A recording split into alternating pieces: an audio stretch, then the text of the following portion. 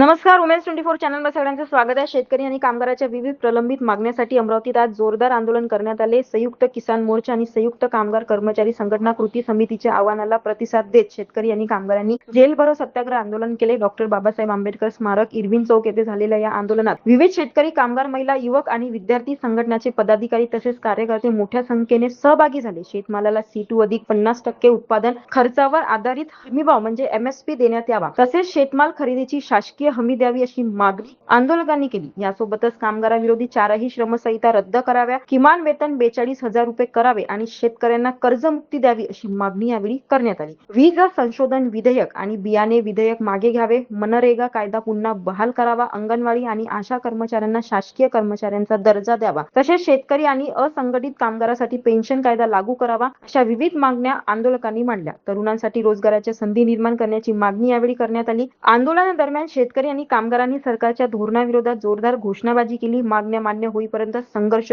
ठेवण्याचा निर्धार आंदोलकांनी केला. महाराष्ट्र राज्य किसान सभा, लाल बावटा शेतमजूर युनियन, आयटक कामगार संघटना, भारतीय महिला federation, all India youth federation आणि ऑल इंडिया स्टुडंट फेडरेशन सह विविध संघटनांचे कार्यकर्ते या आंदोलनात सहभागी झाले होते.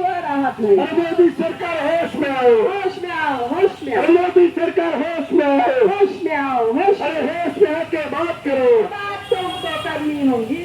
ये तो एक अंदर आई है, लड़ाई है, अरे तो एक अंदर आई है, आगे लड़ाई है, अरे तो अशाच घडामोडीसाठी बघत राहा उमेश 24 चॅनल.